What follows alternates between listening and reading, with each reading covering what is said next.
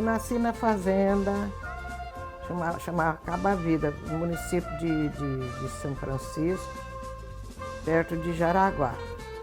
Nasci no dia 6/4/26, na fazenda. Depois fui registrada em Jaraguá. Os meus pais foram João Avelar de Carvalho e Eulina Alves de Carvalho, que era o nome dos meus pais. Eu sou a primeira de 11 filhos da mamãe. Papai era fazendeiro, plantador de milho, arroz, feijão, toda coisas de roça papai plantava. E ele também plantou fumo, fez rolos de fumos e foi me ensinando a tomar conta de tudo. Papai era muito exigente, muito bravo, mineirão, bravo mesmo. E a mamãe, graças a Deus, que era tão feliz, que uns curral muito grandes, opção de porteira. Quando ela ficava esperando neném, ela nunca ficou esperando papai, né? Papai ia para a roça. E ela disse que quando mandava, fala pro João lá que eu tô sentindo dor de parto. Ele vinha correndo. Quando ele fechava a porteira do curral, que ela ouvia o barulho, o neném gritava. Tinha o neném, só Deus e ela. Né? E eu era caçula, a mamãe pôs eu para desmamar a piarada tudo, nossa. Ela ficava grávida, eu tinha de arrumar os meninos, né? Mas graças a Deus nós tínhamos um forno na cozinha. Ele assava de 20 a 30 formas de bolo. E a boca dava para a cozinha. Porque a fazenda tinha 4 quartos, uma sala grande, uma copa, uma despensa muito grande. Tudo era assoalhada, menos a cozinha que era de terra. E esse forno dava a boca pela cozinha. E na cozinha também, além do fogão muito grande, a mamãe tinha um pilão, e esse pilão tinha 3 bocas. Sabe o que é pilão? Não sabe? Sei. Tinha 3 bocas onde ali nós socava café moído, fazia paçocas de carne moídas, de carne seca para alimentar os funcionários. E da cozinha para o terreiro tinha uma escada de 7 degraus. Nós tínhamos muita plantação de flores, muita coisa maravilhosa, fazenda muito boa. Senti muito quando papai vendeu.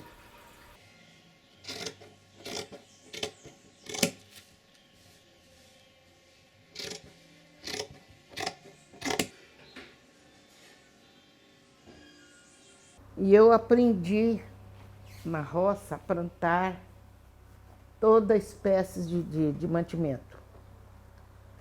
Que era arroz, feijão, papai nos punha para plantar. Naquela época não tinha essas máquinas, então era um homem abrindo o chão com enxada e nós levando aquilo e pondo nos buracos e tampando. E a mamãe criava a Rafael e a Geraldina, que era mais velho que eu, acho que 1 ano cada um. Então era nosso companheiro de ir para a roça para ajudar papai, arrumar os fazendeiros, ajudar os funcionários, porque não era ajudar, que papai tinha os funcionários, mas ele exigia que nós fôssemos.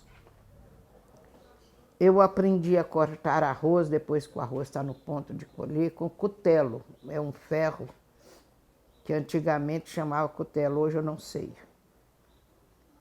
E aquilo nós colhíamos arroz, nós as mulheres também. Fui criada assim. Depois papai punha uma mesa no quintal, que tinha um quintal grande próprio, já todo cimentado. E ali eu batia o arroz naquela mesinha. Depois nós ensacávamos, eu, a Geraldina e o Rafael. Tirávamos o feijão quando estava na época de colher, nós também batíamos aquilo na madeira lá para poder colher. E eu aprendi a mexer com gado também. Papai me ensinou a laçar, tirar leite, fazer queijo, tudo isso nós fizemos. Eu aprendi a laçar, eu devia ter meus 8 para 10 anos. Naquela época, lá nessa redondeza, eles me brincavam muito comigo. Não, a Ondina só sabe laçar. É a melhor laçadeira, porque eu não deixava o laço cair no chão. Laçava a vaca, piava, marcava. E papai vacinava o gado com uma colher de querosene na nuca de cada criação. Para não dar peste, não dar, porque nessa época a gente nem conhecia esse negócio de peste. E eu tirava leite. Eu era tão impulsivo que até mamar numa vaca eu fiz. Eu ia tirando leite, eu era apaixonada com leite, mamei numa vaca.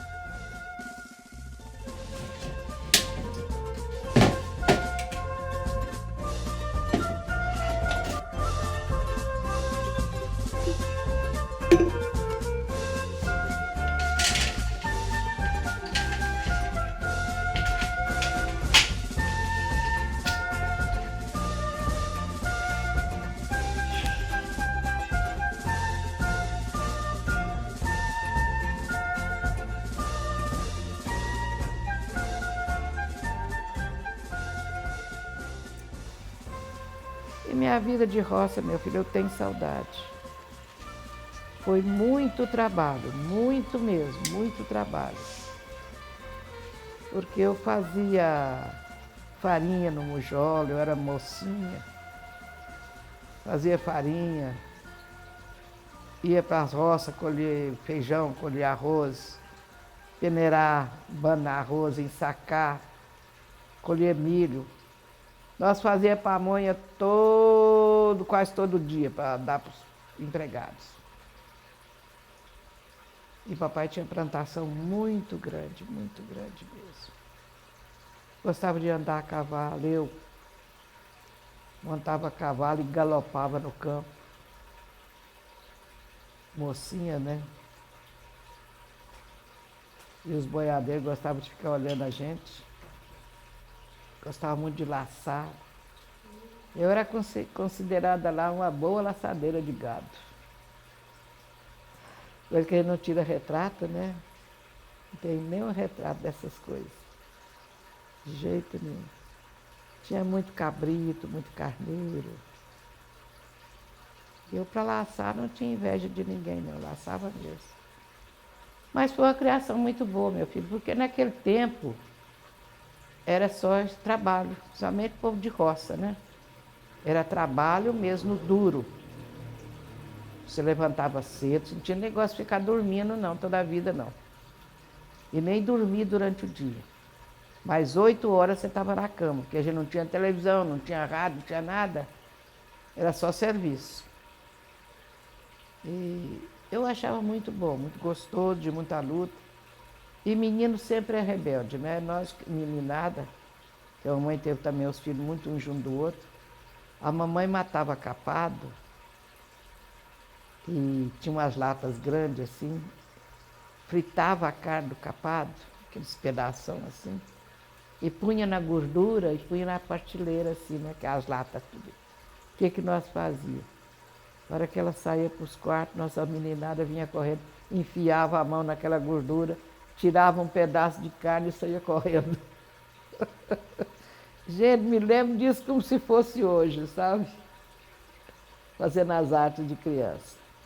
Mas tivemos uma juventude muito boa. Portanto, meus irmãos não... Só esses caçulas, que foi o Hermes, a Cristina, e qual é a outra também? Acho que é a Eulina, que é os mais novos, que tiveram uma vida bem diferente. Mas eu, o Nélio, a Naque, esses mais velhos, a coisa foi pesada. Sou João, quando falava, se abaixava. Mas graças a Deus tivemos uma vida muito boa, de muito trabalho, meu filho. Porque na fazenda, vocês nunca moraram em fazenda, fazenda não é brincadeira não, vocês trabalham. Mas ali também você tem de um tudo. De um tudo. Depende de você trabalhar, né? Você plantar.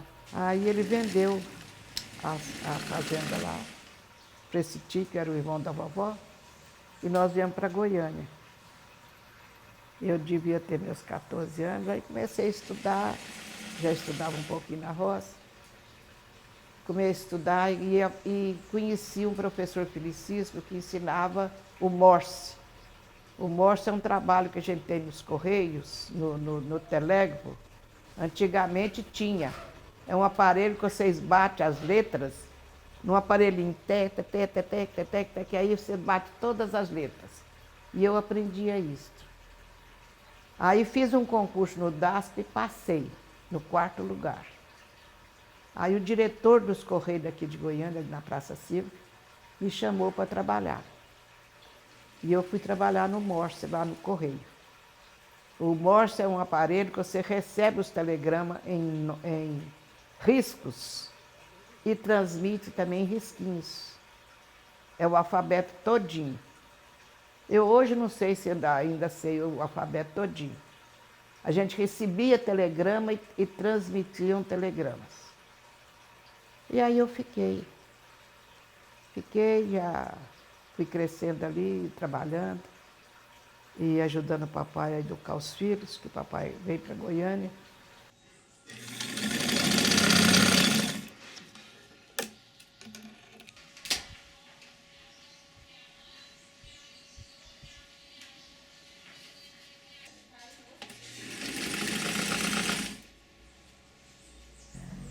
Depois que eu entrei para o Correio, eu tinha 13 para 14 anos, 13 para 14, 16 para 17 anos, quando eu entrei nos Correios.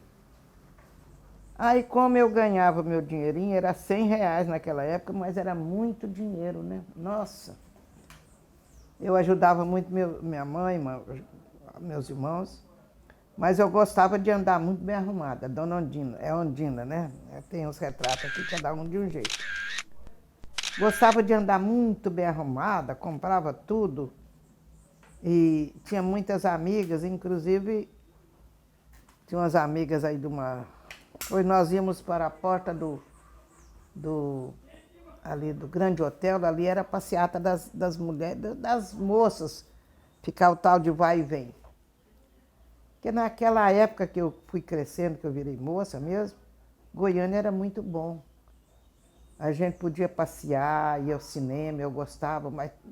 E às vezes saía escondido do papai, que o papai não aceitava. Esse negócio passou de 8, 9 horas na rua, tinha de estar em casa. E eu sempre gostei muito de passear e de tirar retrato. Portanto, eu tenho retrato aqui de todos os jeitos, né? Todos os jeitos mesmo. Eu gostava muito de passear. E doutor Divino, José de Oliveira, que era casado com a tia, era prefeito na Capital Velha. E eu fui passear para lá. Fui com a Berenice e outros amigos. Tirei férias do serviço e fui para lá. E lá nós fomos para a beirada, porque Goiás Velha tem muito córrego bonito. E eu fui para lá. Nós fomos para o campo, depois nós fomos para a beirada dos rios. Tiramos retrato lá, inclusive eu tenho retrato aqui, trepado nas árvores, que eu era trepado nas árvores. Tirei retrato de maiô lá, né? E eles ainda puseram apelido inimigo da dona, onça. Que disse que eu era onça. E lá, e com esse revolvinho, fui para a beirada dos rios, tirei retrato com o revólver na mão. Eu era desse jeito, dona Ondina. Eu não tinha medo de nada e também gostava, mas graças a Deus, nesse ponto de honestidade, eu tinha muito. Eu não gostava de nada mal feito. E ajudava muito a mamãe, que eu era a filha mais velha. E foi essa vida minha no tempo de moça, né? Gostava às vezes de ir ao cinema.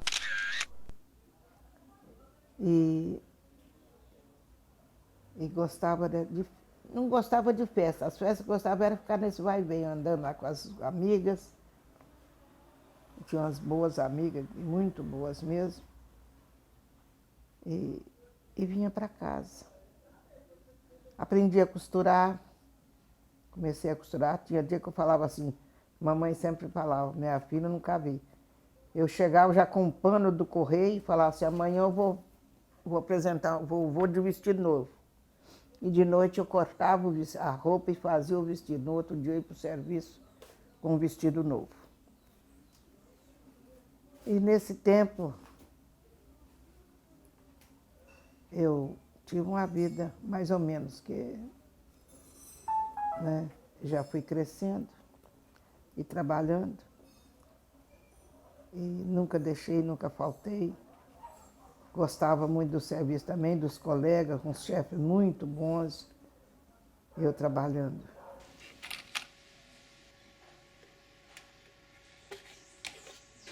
Besteira.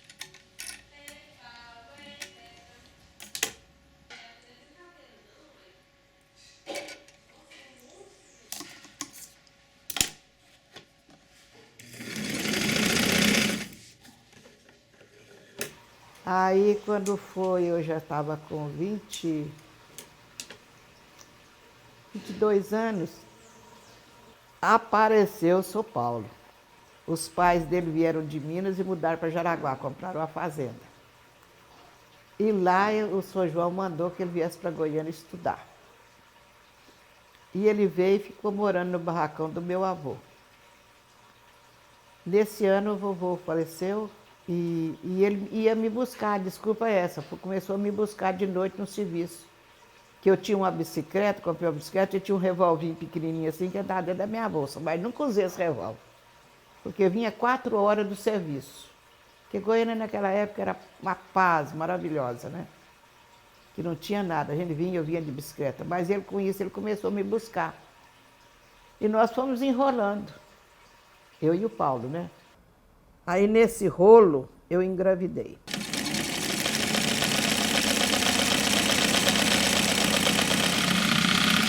Tanto me amava, tanto que ele foi contra os pais dele, que ele era novo, né, e eu mais velha. Os pais não queriam o casamento.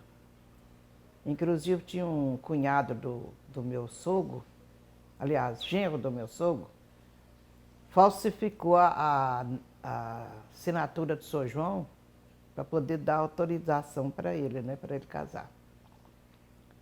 E ele tinha 18 anos só. Aí nós nos casamos, fomos para Belo Horizonte, fomos de avião. Eu ganhava R$100 e tirava 5 para o IPASGO. E nós fomos para lá, saímos daqui de Goiânia com uma mala, com todo o meu enxoval dentro e a roupa dele e a minha. E de lá nós fomos para uma pensão em Belo Horizonte chamada Goiacás, Belo Horizonte. E lá eu fiquei.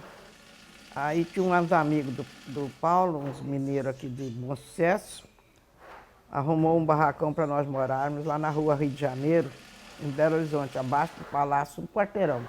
A nossa casinha lá tinha 2 quartos, sala e a cozinha. E eu entrei nessa casa, eu não tinha nada mesmo. Aí esse senhor Levi, que era o dono da casa, nos deu uma cama, eu comprei o colchão, ele me deu também um fogãozinho, onde eu comprei 2 panelinhas, 2 pratos, 2 garfos, e tinha uma panela de fazer café, uma caçarola. Era a nossa vida, e o Paulo não trabalhava. Mas como eu estava de licença, eu fiquei 4 meses por causa da gestação da Silvia, depois que ela nasceu. Eu trabalhava nos Correios, na Afonso Pena. E o Paulo não trabalhava, porque ele nunca trabalhou, ele casou sem mesmo nunca conhecer serviço, que era estudante. Aí, quando a Silvia inteirou mais ou menos 1 ano, uns 2 aninhos, ele arrumou um serviço numa casa de tecido, mas não gostou. Depois arranjou numa outra firma, chama Aliança da Bahia também, Ele não gostou. E estudando, começou a fazer o científico, que naquele tempo se falava científico e clássico, no Colégio Marconi. Ele estudava à noite. E ali ficou. Quando o diretor do Marconi soube que ele era casado, aí já tinha Sulamita. Eu não me lembro o nome do diretor lá, pegou para ele, deu o resto dos estudos do científico para ele, que era 3 anos, né, naquela época. Deu para ele tirou o científico. E eu logo comecei, quando terou os 4 meses, eu comecei a trabalhar. E foi morar conosco um estudante chamava José Alves Pereira, nós tratávamos ele de Zuzu, que tomava conta da Sílvia, ele e o Paulo, enquanto eu trabalhava. O Zuzu era tão amigo dele que, nós, que era como um irmão para nós lá em Belo Horizonte, porque em Belo Horizonte eu fiquei 10 anos sem vir a Goiânia. Papai, mas não tinha condição, né, de sair de Belo Horizonte. E morei nessa rua, não me lembro quantos anos. Aí depois, eu trabalhando, o Paulo começou a trabalhar. Aí quando veio, nasceu o Sulamita. Nasceu o Sulamita e eu levei mais 4 meses depois, e sempre trabalhando. Tinha uma colega no serviço que falava, Serrandino, eu só conheço você barriguda. Porque eu tinha os filhos muito um perto do outro, muito mesmo. E fui tendo esses filhos, uma luta muito grande. Quando já tinha Sulamita, depois da Sulamita, como eu falei, tive o Saul, depois tive um aborto, e o Paulo começou a fazer engenharia, aliás, estudar, né? Fazer o estudo lá, o cursinho para engenharia. E lá ele conheceu um professor chamado Dr. Milton Campos, ficou muito amigo mesmo. A esposa dele, Dona Ruth, e era um da evangélico da nossa igreja lá, que eu comecei a frequentar a igreja lá. Interessante, lá em casa tinha um cachorrinho, branquinho, e chegava aos domingos, nós íamos para a igreja, ia a pé, porque nós não tínhamos condução. Não tinha condições de pegar ônibus, que eram os filhos pequenininhos. Nós íamos a pé, passava a praça cívica lá, ia para a igreja a pé, todo domingo. E teve um domingo que nós já estávamos cá na praça, com aquela meninada e o cachorrinho era nosso companheiro de ir para a igreja. Aí eu já tinha meus meninos quase todos. E um dia a Dona Ruth, né, estou vendo o carro pitando. Pitando, quando nós vamos, era a Dona Ruth, mas o Dr. Milton que vinha. Ondina, o que você esqueceu na igreja? Eu falei, eu não esqueci nada. Esqueceu sim, olha aqui dentro do carro. Era o Saulo. Viemos embora e deixamos o Saulo dormindo num banco lá, né? E como o Dr. Milton ficava lá sempre esperando os últimos sair da igreja, ele achou o Saulo e trouxe para mim. E nós viemos para casa. Aí nós já estávamos morando na rua Itaúna, na Floresta. Que da Floresta eu ia a pé para o serviço. E teve umas vezes que às vezes eu ia pegar ônibus, não conseguia passar a barriga na roleta, né? Que sentamos não sei como é que chama. Catraca. Na catraca. Que era tão grande que eu estava, né? Esperando outro filho. Ia a pé, lá da rua Itaúna até no Correio, que é na Afonso Pena. E os filhos, e tendo filho todo ano. E a vida nossa foi essa, meu filho. E nós tivemos muita luta, muita mesmo. Passamos fome, passamos frio. E eu tinha sempre, a minha gravidez, era muito perto uma do outro, eu tinha somente uma saia e 2, 3 blusinhas de gravidez. E já tinha umas colegas lá, não é possível, era até a esposa de um médico. Ondina, você não é possível, só conheço você desse jeito. Mas Deus nos abençoou tanto que eu tive os filhos tudo parto normal. Chegava no hospital, a criança nascia imediato, né? E não fui daquela, não ia gritadeira, sempre as enfermeiras falaram, a senhora não grita, Falei, gritar para quê? Toda a vida, graças a Deus, Deus me sustentou e eu não fui daquelas escandalosas.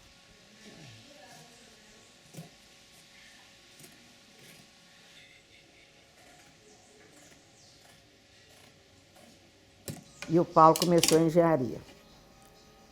Inclusive, quando ele já tinha esses 3 filhos, ele entrou na escola e raspou a cabeça. Quando ele chegou em casa com a cabeça raspada, as crianças não queriam ele de jeito nenhum. Mas, graças a Deus, ele entrou na engenharia, né? Passou, levou 2 anos, quase 3 anos para entrar. Entrou. E lá ele conheceu um professor, acho que era o Dr. Nilson, que era professor lá, e ficou muito amigo dele, era evangélico também.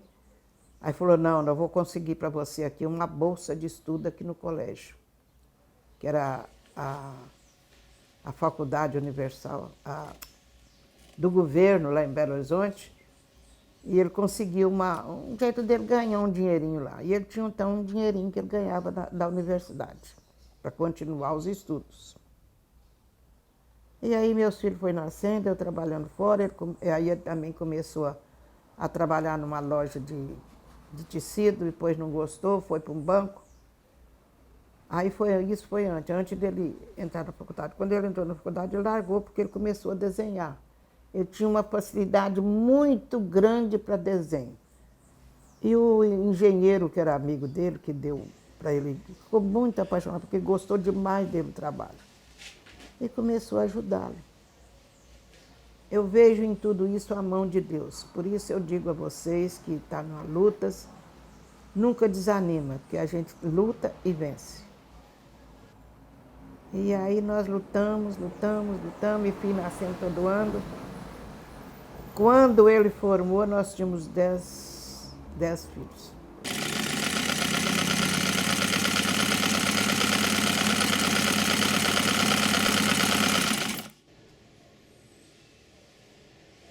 Aí quando ele formou, uns não sei quantos dias depois, uns 4, não sei dias depois, nós mudamos para Goiânia.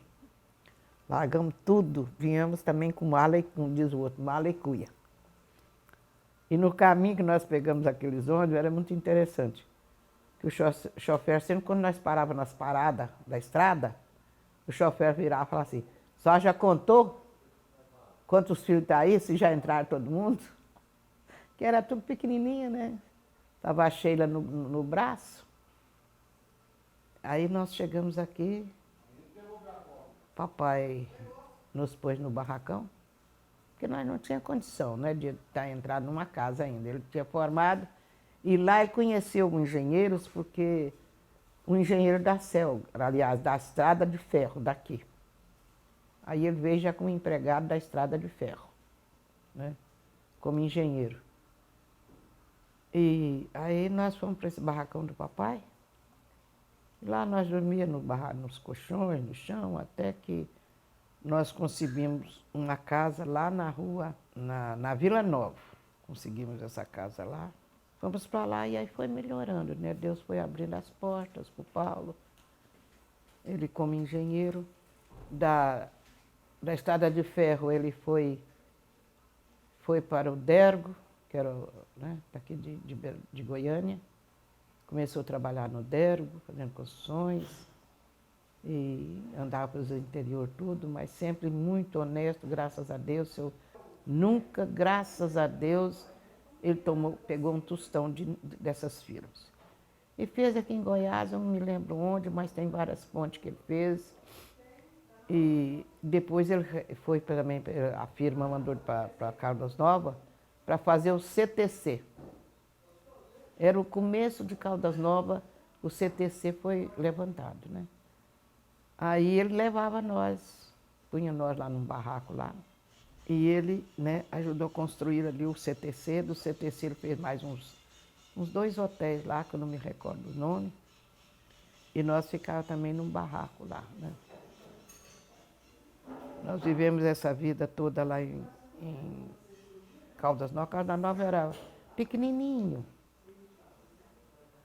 E de lá nós voltamos para Goiânia, quando nós fomos morar na rua, ali na rua aqui no Jardim Goiás, naquele sobrado. E nessa época, o Silvio e o Saulo, o Saulo e o Silas, estudavam num colégio ali no setor universitário. E aí o Silas inventou mexer com drogas. E eu, às vezes, ficava preocupada demais, chorava demais, e nossa casa lá era Sobradinho, como é a nossa casa aqui, lá não sei como é que é, ali no Jardim Goiás, no Sobradinho, que até hoje está lá. Eu passo na porta, eu vejo, né? Tem as mangueiras, tem um quintal grande. E uma vez eu peguei 100 pintinhos lá para criar, para fazer, né? E morreram 5. Desses 100 eu criei 5. Eu criei o resto tudo, né? Só morreram 5. E minha casa, meu filho, toda a vida, desde Belo Horizonte, foram cheia de gente. Os estudantes iam lá para casa. Ah, dona Dina, eu vim para nós fazer uma oração, que eu toda a vida tive muito temor a Deus. Ele falava, nós vamos orar aqui. E saía lá de casa, era meia-noite. Bebia o mingau das crianças, né? Mas o Paulo nunca opôs, depois que ele aceitou Jesus, mudou por completo. E nós tivemos essa vida, meu filho, os filhos. Aí, depois que nós viemos para Goiânia, tivemos essa vida aqui, graças a Deus. Fomos para essa rua lá. Interessante que o Saulo pegou um passarinhozinho para criar, e ele tinha muito berne. Aí ele tirou todos os bernes do passarinho, né, e ficou lá em casa, o bichinho criando solto. Aí um dia os meninos estavam lá em cima, era só ligar a música lá em cima, ele saía pela escada correndo até nos meninos. Quando chegava nos meninos, ele pulava na beirada da cama assim, ficava escutando música. Aí o Saul arranjou umas amizades de Brasília, levou e consumiram esse meu passarinho. Chorei demais, sabe? E eu já tive 35 gaiolas de pássaros. Gostava demais de pássaro. Aí o Paulo, trabalhando no interior de Goiás aqui, pegou um filhote de arara. A arara veio peladinha, aquele filhotão feio demais. E eu criei ela na mão. Era a única que respeitava, era eu. Ela não me bicava. Mas todo mundo ela bicava. Ela descia no chão e corria atrás de todo mundo. E de tanto ela caía, que era um caroço na beirada da asa, assim, né? Aquele caroço grande. Eu, na minha ignorância, ao invés de levar para um desses que mexe com pássaro, eu mesmo fui naquele caroço e cortei. Ela começou a perder sangue, né? Quando cicatrizava, ela ia com o biquíni. Foi indo até que um dia, quando viu, ela caiu da gaiola e morreu. Eu não sei porquê. Criei também um casal de papagaio.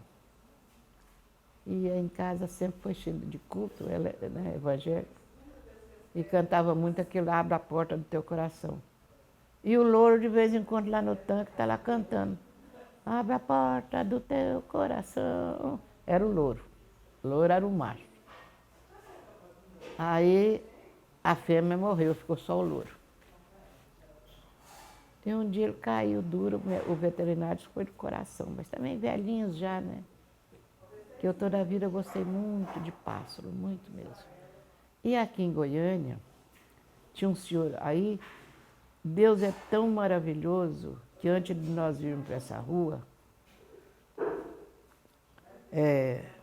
nós morávamos ali perto da escola técnica, em frente ao Santo Agostinho, né? Nós fomos expulsos da igreja presbiteriana ali do centro de Goiânia, ali do bairro Popular. Eles não aceitavam a obra do Espírito. Então nos tirou da igreja. Nós éramos 40 pessoas. Eu com a minha família e eu tinha um povo da mamãe e outros lá. E levaram lá para casa. Então ficou, tinha a Roseli, a Jane é viva até hoje, a Roseli morreu. Aí E ficou lá em casa 40 dias fechados. Ali nós tínhamos oração todo dia, o dia inteiro. E aí depois disso, que Deus levou esse povo, depois, hoje é a Igreja Bom Pastor. Começou na minha casa. Depois a Ana Maria descobriu, uma senhora foi atrás dela na igreja e falou: Ana Maria, eu tenho um filho que está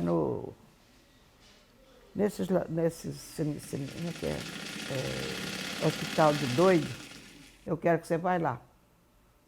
Que era o José Berto. Aí a Ana Maria foi lá e tirou ele do hospital, ele mexia com drogas. E levou lá para casa. Aí eu tirei meus meninos de um quarto e montuei no outro e pus um quarto para ele. E ele ficou lá em casa.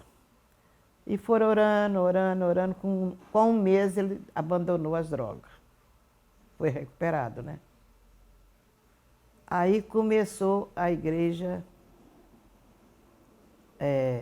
também lá em casa. A igreja do Movimento Jovens Livres começou lá em casa. O Movimento Jovens Livres começou lá em casa, através do Zé Berto. Aí veio a mãe dele, trouxe mais 2 irmãos, também mexia com ele em casa. Aí abriu lá em casa, eu comecei a receber drogados, né? Aonde começou o Movimento Jovens, o Movimento das Drogas, né? Jovens Livres, o Movimento Jovens Livres. E aí começou também a fazer cultos lá em casa. E teve o Leondas, que também já mostrei para você o retrato, um preto. Tinha uma voz linda. E um dia nós estamos na reunião aí, quando a Rosinha, minha prima, falou: um dia o Leondas está vomitando lá no tanque. Nós corremos, ele tinha tomado veneno, queria suicidar. Porque ele era desses que não é nem homem nem mulher. Foi parar lá em casa também. Aí nós acudimos mesmo, levamos para o hospital. E lá o Joãozinho, meu irmão, deu sangue para ele. Então até quando ele morreu, ele falou assim: eu tenho esse sangue dessa família, dos Vilela. Gostava muito, tadinha, me chamava de mãe. Então mais uma coisa, né? Mais uma coisa começou dentro da nossa casa. Começou o Bom Pastor e depois começou o Movimento Jovens Livres. O Movimento Jovens Livres, os primeiros recuperados, foi dentro da nossa casa. E nós começamos a trabalhar nessa obra também. O Paulo se dedicou, eu dediquei, e a nossa casa era sempre cheia dele, mas Deus foi nos abençoando de tal maneira que depois nós mudamos aqui para o Jardim Goiás. E teve essas outras coisas todas. E Deus foi sempre nos abençoando, meu filho.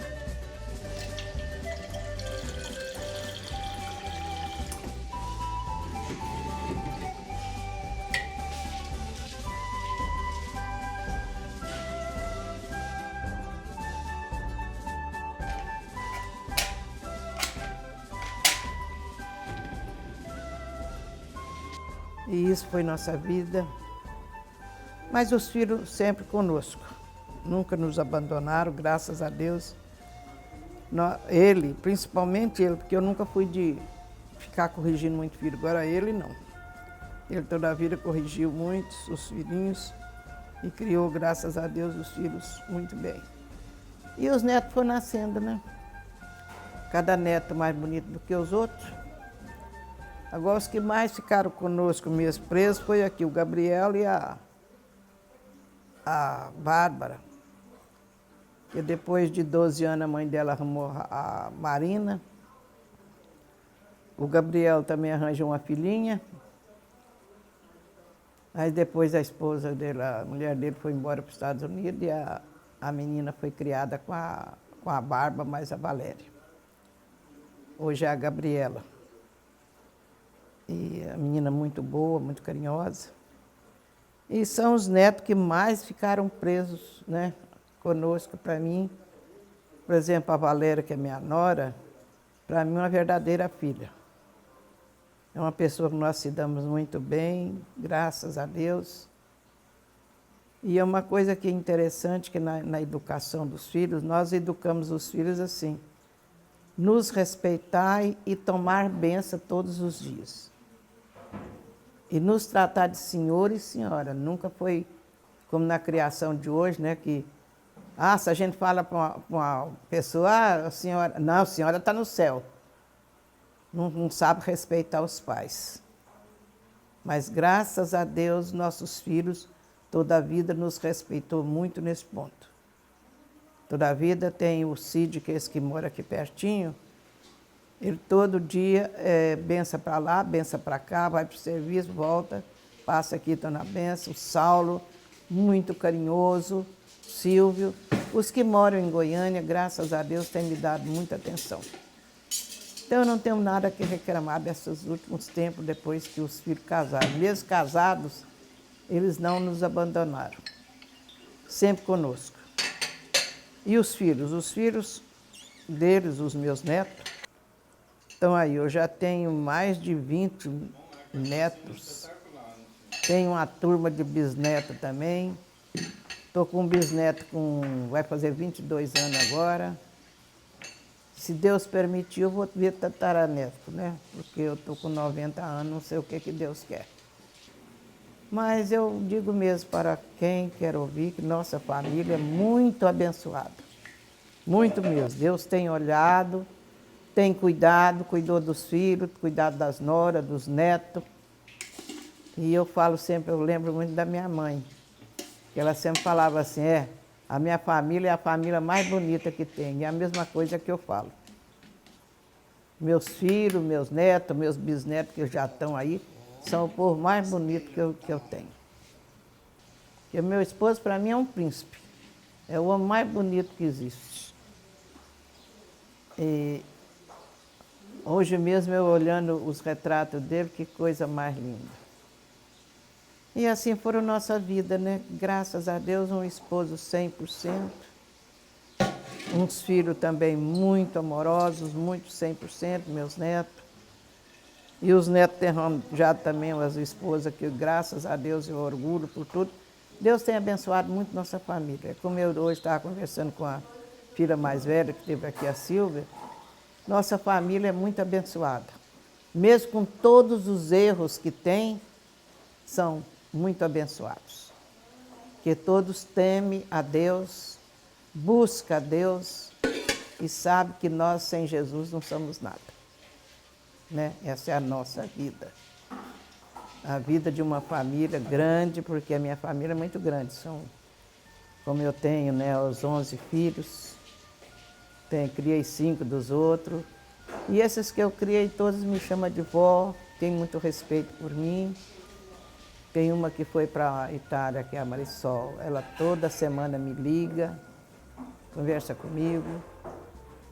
Teve um rapaz de São Paulo que ficou comigo aqui 2 anos, o Samuel, e a Barba até pôs apelido dele de Mumu. Mas ele não esquece um aniversário daqui em casa, para mim, me telefona, é um carinho imenso comigo. É um rapaz também que morou comigo 2 anos. Ele é da Orquestra Sinfônica de São Paulo. Eu dou graças a Deus porque a minha vida até agora, aos 90 anos, tem sido muito abençoada. Muito mesmo. Uma família muito querida, muito abençoada. Uns filhos 100% bonitos, maravilhosos. Noras, genros, netos, tudo. Eu não tenho que reclamar de ninguém. Os filhos que eu criei são meus verdadeiros filhos. Eu sempre oro e falo com Deus. É os filhos do coração e os filhos que saíram de dentro de mim. Mas são todos verdadeiros filhos. Eu amo todos com o mesmo amor que eu tenho um, tem outro. São os verdadeiros filhos. E os netos também, cada qual mais bonito que o outro. É uma família muito querida.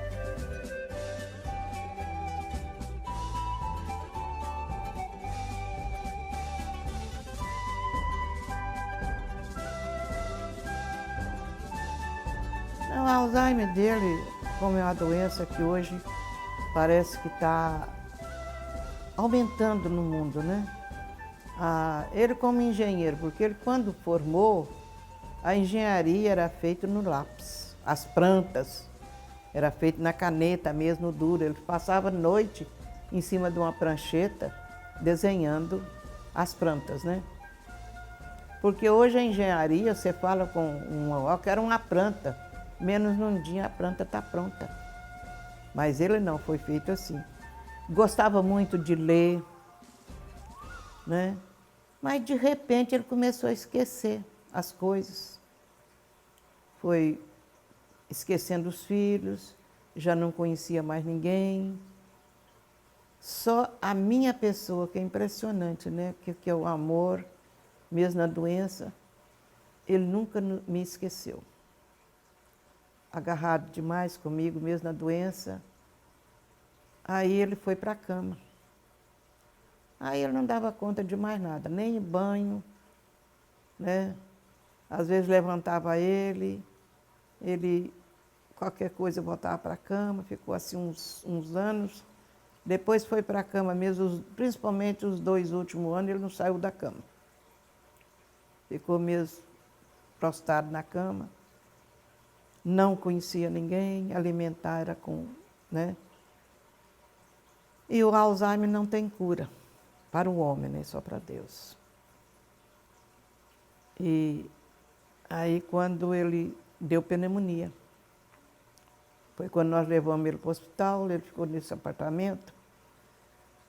Lá ele tratou, melhorou, veio para casa.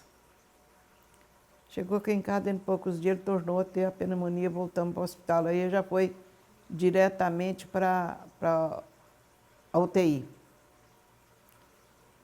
E a UTI é um lugar muito triste.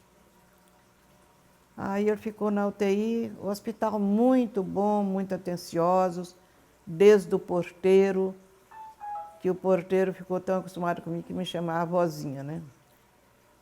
E ele ficou na UTI, mas isso eu ia lá todo santo dia, das 3 às 4. Porque a UTI tem horário, né, para você ir. Mas ele ficou na cama, tadinho. Sozinho ali, mas era imenso a UTI lá, tinha muita gente, mas uns médicos muito atenciosos, as moças que trabalhavam lá também muito atenciosas. Mas ele já não alimentava direito, não conhecia ninguém. O banho elas que davam, você imagina, ele era um homem que não deixava nem os próprios filhos dar banho nele, né?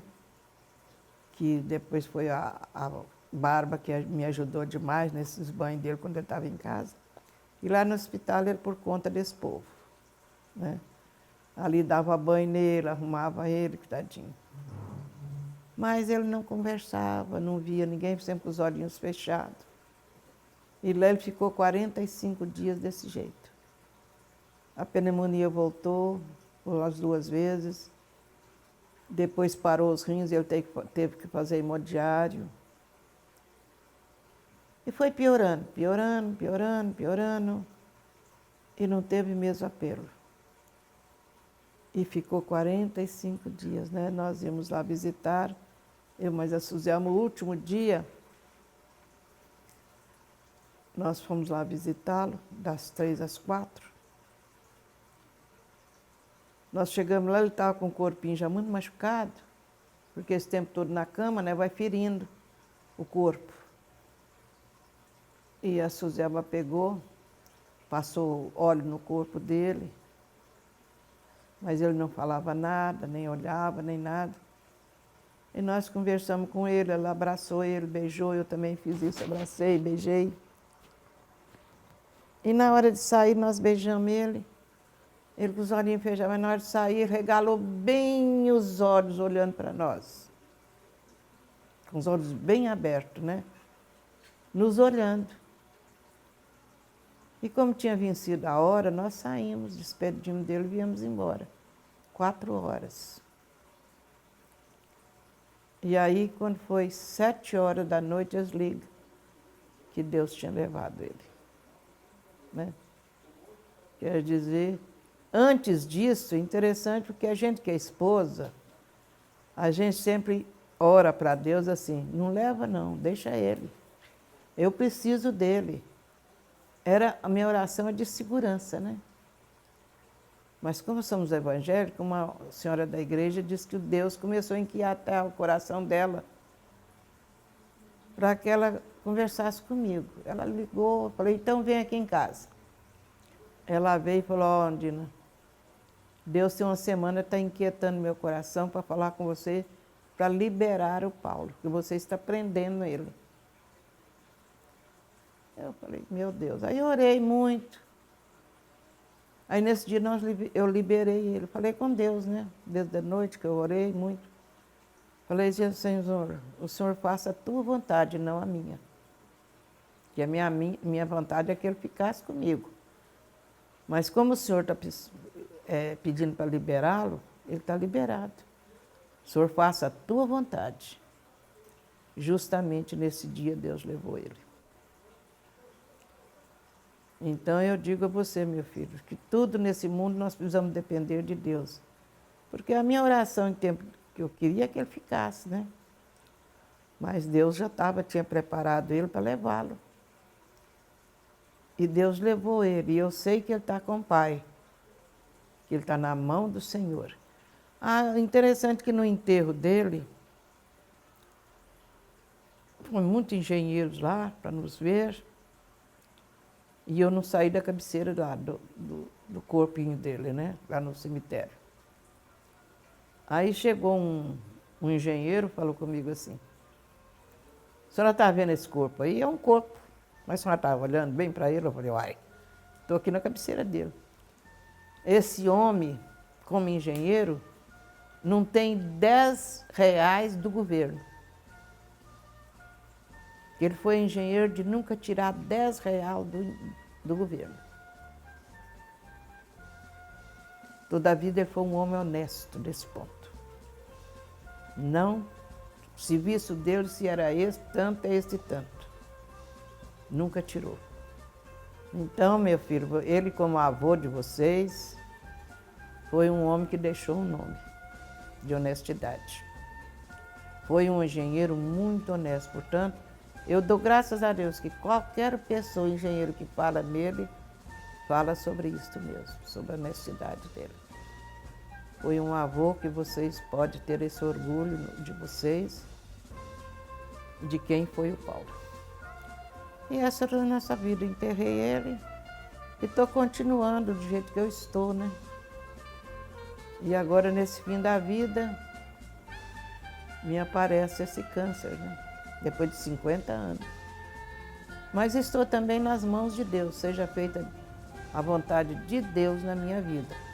Mas tenho conversado com Deus assim, o que Ele tiver para mim ainda fazer, eu quero fazer. Que a minha vontade é ainda ser bênção para o próximo. Eu não sei o que vai acontecer comigo no dia da manhã. E ser bênção para a minha família. Eu não quero que nunca né, tenha qualquer coisa entre eu e a minha família. Que família que eu digo é filho, nora, genro, neto, bisneto, tataraneto, o que tiver Deus para me dar, né? Que isso é uma família. Graças a Deus, meu filho, até esse dia de hoje, Deus tem me dado essas experiências que eu tenho. Eu agradeço a Deus por conhecer Jesus e ter essa família tão maravilhosa. Tá?